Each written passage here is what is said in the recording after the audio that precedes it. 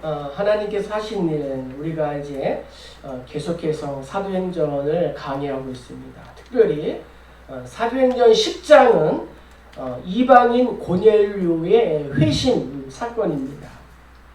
이를 통해서 사도들과 예루살렘 이 교회가 이방인에게도 하나님께서 차별 없이 구원을 베푸신다는 것을 확인하게 되었습니다. 그리고 본격적으로 이방인을 향한 복음 사역의 실제적인 포문을 열게 되었습니다.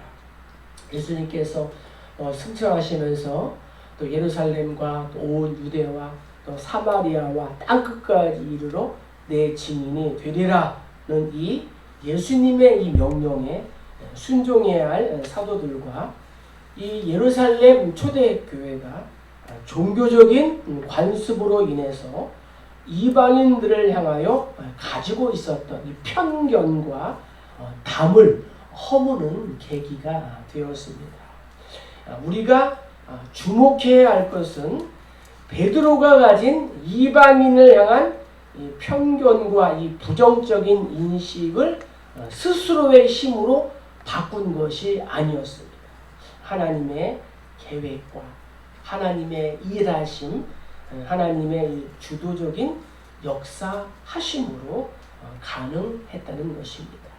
오늘 말씀을 통하여 또 우리들도 가지고 있었던 이러한 편견과 담, 벽이 있었다면 오늘 말씀을 통하여 허무는 그러한 은혜가 있기를 주의 이름으로 간절히 축복합니다.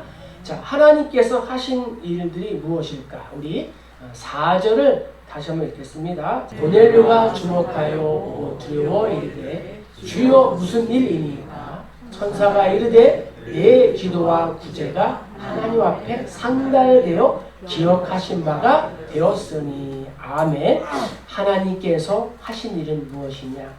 고넬료의 이 기도와 구제를 하나님께서 기억하셨다는 것입니다. 자, 고넬료는 어떠한 삶을 살고 있었습니까? 2절에 보면은 그가 경건하여 온 집안과 더불어 하나님을 경외하며 백성을 많이 구제하고 하나님께 항상 기도했다라고 기록하고 있습니다. 또한 22절에 보면은 그들이 대답하되 백부장 고넬료는 의인이요 하나님을 경외하는 사람이라 유대 온 족속이 칭찬합니다 라고 이렇게 사람들이 고넬료를 평가했다는 거예요. 그러니까 고넬료는 하나님 앞에서나 사람 앞에서나 칭찬과 인정을 받고 있는 사람이었다는 것입니다. 로마 황제에게 충성을 맹세하고 로마 황제가 주는 월급을 받는 이 백부장 고넬료가 온 가족과 함께 하나님을 경외하는 경건한 사람이었다는 것은 정말 놀라운 일이었습니다. 더 나아가 고넬료는 하나님을 경외하는 이 내적인 신앙이 많이 구제하고 항상 기도하는 외적인 표현으로 온전히 나타났다는 거예요. 그러니까 안과 밖이 동일하고 말씀을 삶에 적용하는 인물이었다는 것입니다.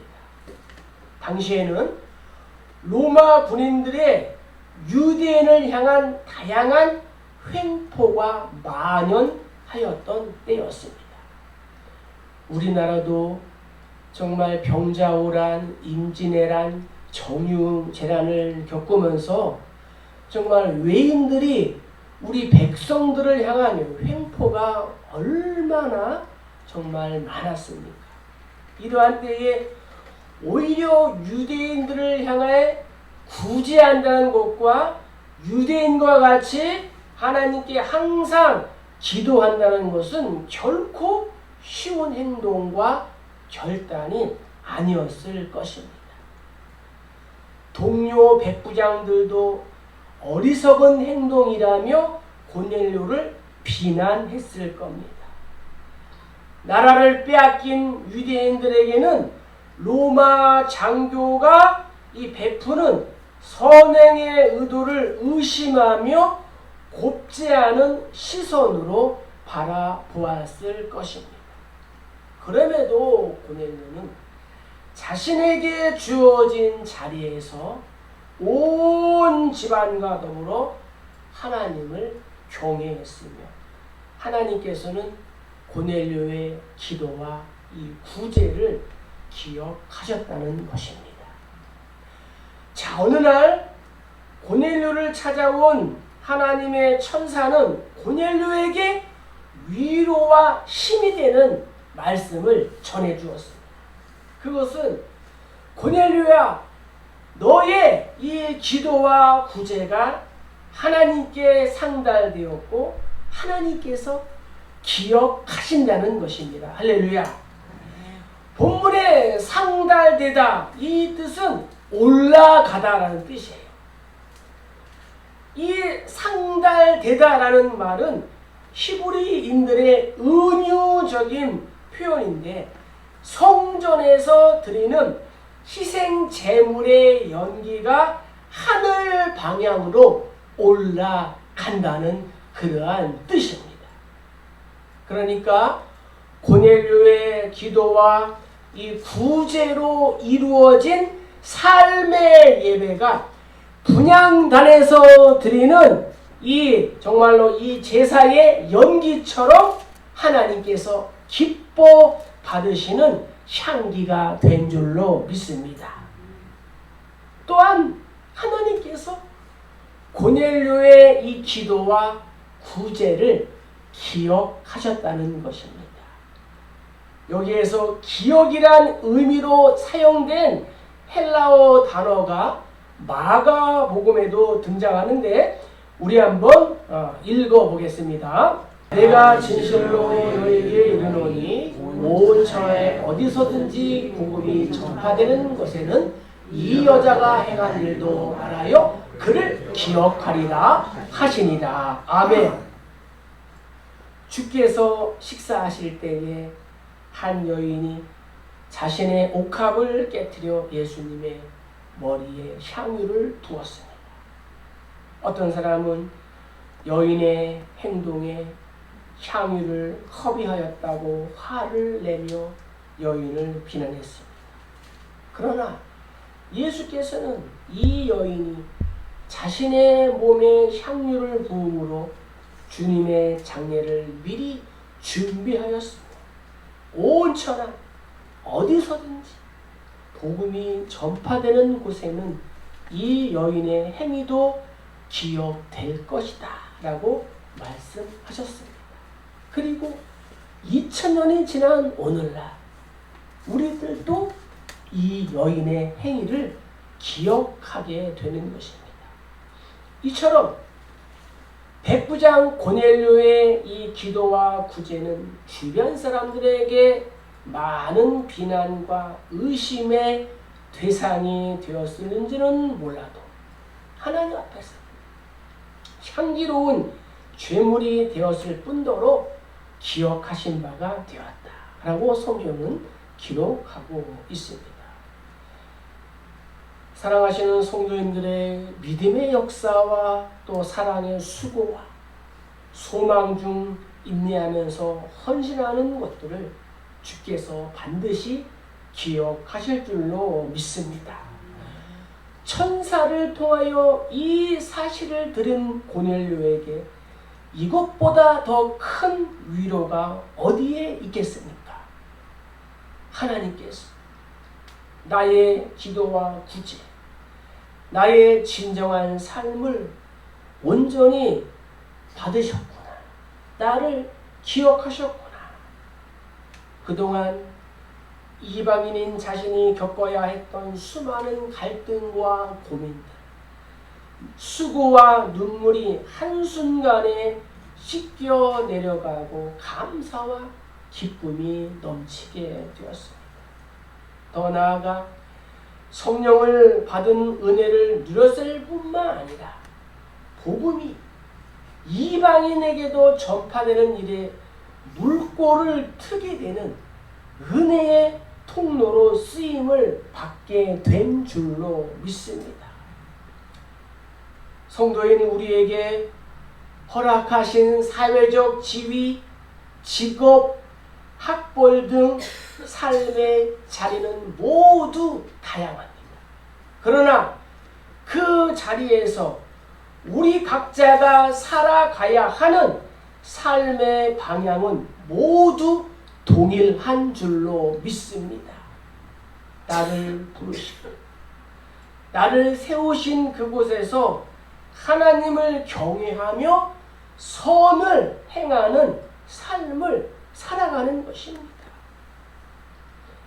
하나님께서 이 고넬료의 사회적인 지위인 이 백부장을 기억하신 것이 결코 아니었어요.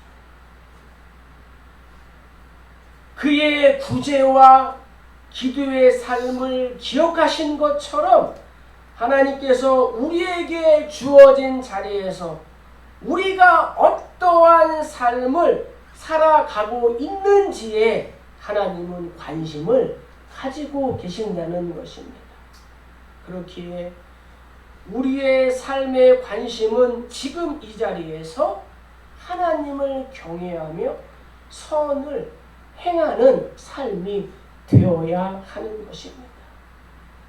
선을 행하되 낙심하지 말지 포기하지 아니하면 때가 이름에 반드시 거두리라 라고 하나님께서 분명하게 말씀해 주셨습니다.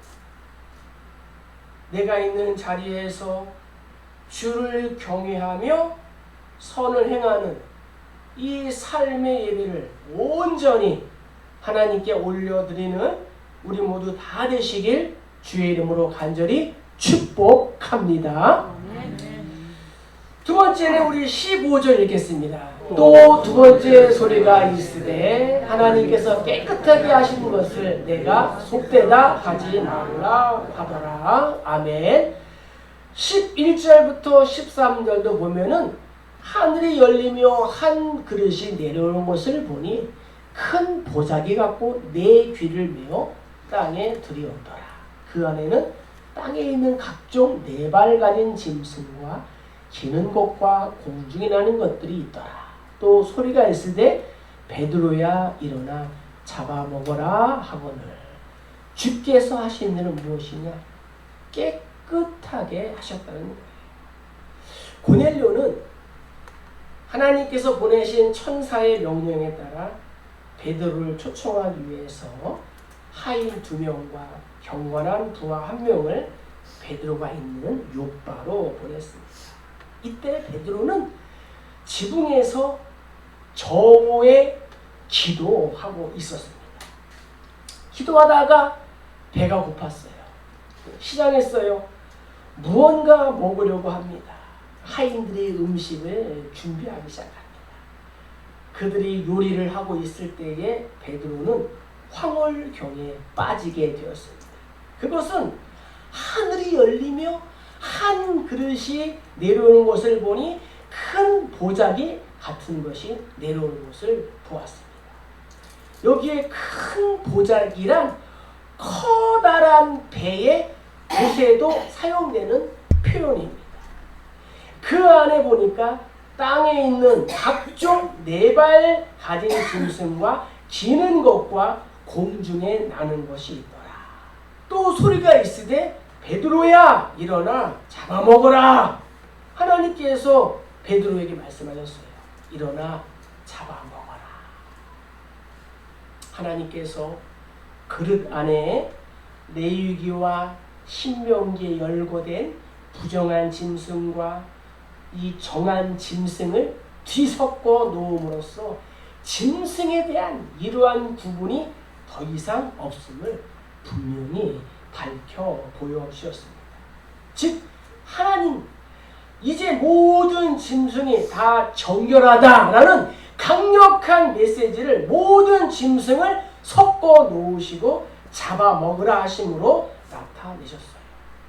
그러나 베드로의 생각은 전혀 달랐어요. 오늘 14절에 보니까 주여 그럴 수 없나이다. 속되고 깨끗하지 아니한 것을 내가 지금까지 결코 먹지 않았습니다. 말하는 감히 전능하신 하나님께 그럴 수 없나이다 라고 말하는 것보다 더 정신나간 행동이 있을까요? 베드로가 때때로 성급하다는 평가를 받는 이유 중에 하나일 것입니다. 구약에서 부정한 음식과 정결한 음식의 구별은 하나님의 정결한 백성 이스라엘과 부정한 이방인을 구분하는 중요한 규정이었습니다. 그러나 이 구분은 하나님의 아들 예수 그리스도께서 이 땅에 오셔서 구원 사역을 펼치심으로 이것은 철폐되기 시작되었어요. 예수님께서는 오히려 부정한 나병 환자를 만지셨으며 부정한 죄인인 세리와 창녀들과 식탁 교제를 하셨고 유대인들의 정결법을 준수하지 않는 이를 통해 동일한 메시지를 선포하셨습니다. 즉 예수 안에는 더 이상 정결한 이스라엘과 부정한 이방인이 따로 존재하지 않는다는 것입니다. 무엇보다도 정결한 백성과 부정한 이방인이라는 구분은 결정적으로 예수 그리스도의 십자가 사건을 통하여 무너진 줄로 믿습니다. 그래서 바울은 에베소 교회에 보내는 편지를 통하여 이렇게 증거했습니다. 세번역 성경이 더 쉽게 나와서 우리 한번 읽어보겠습니다. 그리스도는 우리의 평화이십니다. 그리스도께서는 유대 사람과 이방 사람이 양쪽으로 갈라져 있는 것을 하나로 만드신 분이십니다. 그분은 유대 사람과 이방 사람 사이를 가르는 담을 자기의 몸으로 허무셔서 원수된 것을 없애시고 여러 가지 조문으로 된 계명의 율법을 폐하셨습니다. 그분은 이 둘을 자기 안에서 하나의 새 사람으로 만들어서 평화를 이루시고 원수된 것을 십자가로 소멸하시고 이 둘을 한 몸으로 만드셔서 하나님과 화해시키셨습니다. 아멘. 그렇습니다. 예수께서 십자가에서 유대인과 이방인의 담을 허무시고 한 몸을 이루게 하신 줄로 믿습니다.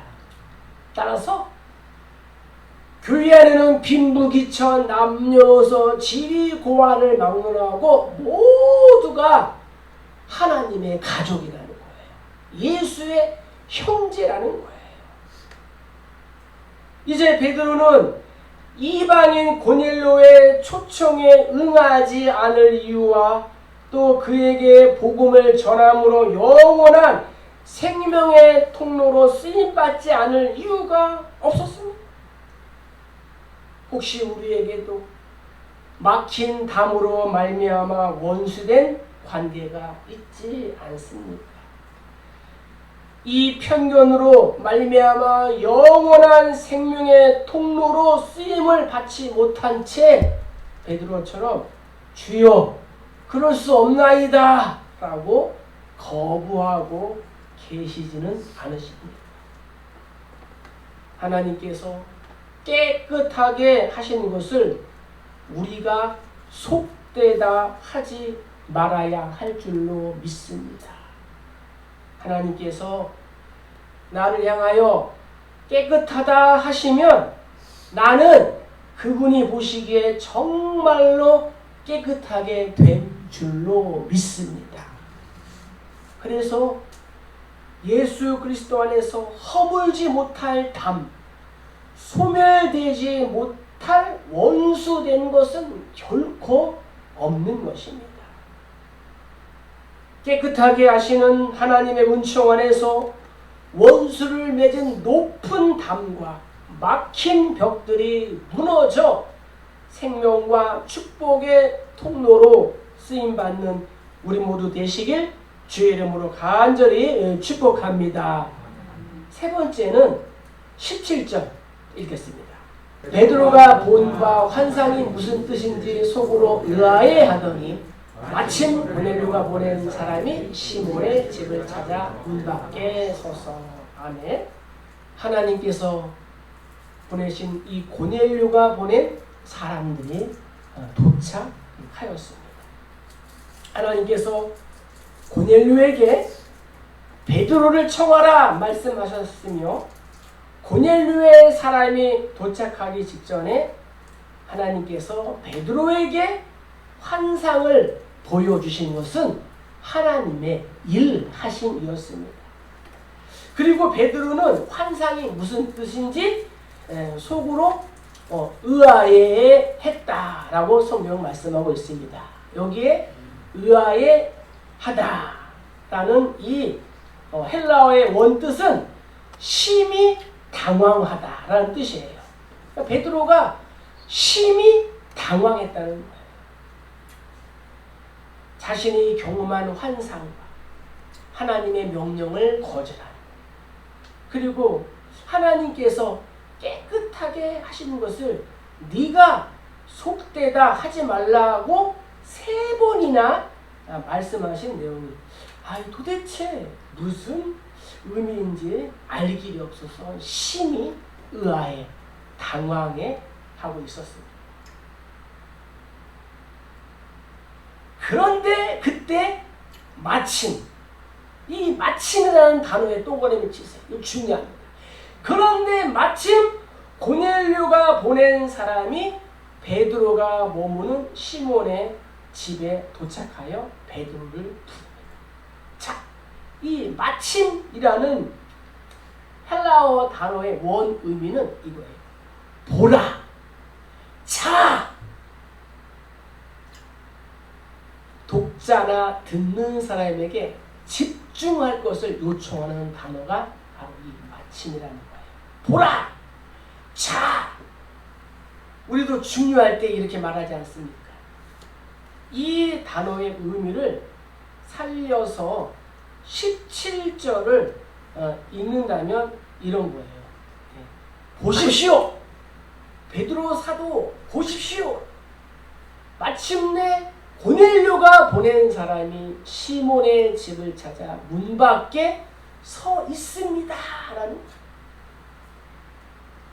하나님께서 베드로에게 보이신 환상의 목적이 이 순간을 위함이었음을 너무나도 분명합니다. 이방인 자신을 찾아온 것을 알게 된 베드로에게 하나님께서 분명하게 말씀하셨어요. 자, 우리 19절 20절 읽겠습니다. 베드로가 그 환상에 대하여 생각할 때에 성령께서 그에게 말씀하시되 두 사람이 너를 찾으니 일어나 내려가 의심하지 말고 함께 가라. 내가 그들을 보내었느니라. 베드로는 하나님께서 보여주신 환상과 때마침 찾아온 이방인들과 성령께서 그들을 보내셨다는 말씀을 통해 고넬료가 보낸 사람들을 만나게 되었습니다. 그리고 그들에게서 백부장 고넬료에 대하여 들은 거예요. 그 내용이 우리가 서두에 읽은 22절에 있는 말씀이에요. 고넬료가 로마인, 이방인이면서도 유대인에게 많은 구제를 베풀어 인정받고 칭찬받는 사람이었다. 이 모든 과정에서 하나님의 구체적이고 또 섬세하신 계획과 주도하심의 역사가 있었는 줄로 믿습니다. 하나님께서 일하셨다는 거예요. 만약 하나님께서 고넬료의 기도와 구제를 기억하시고 또 찾아오셔서 욥바에 있는 베드로를 찾아가라고 말씀하지 않으셨다면 고넬료는 결코 베드로를 청하지 않았을 것입니다. 베드로를 만났다 할지라도 정복자인 자신이 피정복자인 이 베드로 앞에서 결코 복음에 귀를 기울일 겸손한 마음을 준비하지 않았을 겁니다. 베드로가 성령께서 고넬료가 보낸 사람을 따라가라고 하신 말씀에 불순종하였더라면 이방인을 향한 구원의 길은 막혔을지도 모릅니다. 그러나 하나님의 구체적이고 섬세한 계획, 역사 속에 고넬료를 준비시키고 베드로의 이 담을 허무심으로 땅끝까지 생명의 복음이 흘러가도록 하신 줄로 믿습니다. 살아계신 하나님께서 지금도 우리와 나와 동행하시며 구체적이고 또 섬세한 계획 속에 나의 삶을 주도하고 계심을 기억하시기를 축복합니다. 말씀을 마칩니다. 사실 베드로가 본 환상은 음식이나 동물에 관한 것이 아니라 이는 사람에 관한 것이었습니다. 하나님께서 우리 안에 있는 편견과 갈등의 담, 원수된 관계를 예수 그리스도 안에서 허무시고 만나게 하심으로 땅끝까지 복음이 흘러가는 통로로 사용하시길 원하고 계신다는 거예요. 따라서 나의 삶에 일하시는 하나님을 나의 영원한 기업으로 삼고 나의 인생을 하나님께 전적으로 맡겨드리길 주의 이름으로 축복합니다. 아멘. 우리가 아무리 애쓰고 또 힘쓴다 하더라도 하나님이 하시지 않으면 우리는 할 수가 없는 거예요. 그래서 복음으로 말미암아 이 땅에 충만한 하나님의 인자와 살아가심을 나타내시는 우리 모두 다 되시길 주의 이름으로 간절히 축복합니다. 축복합니다.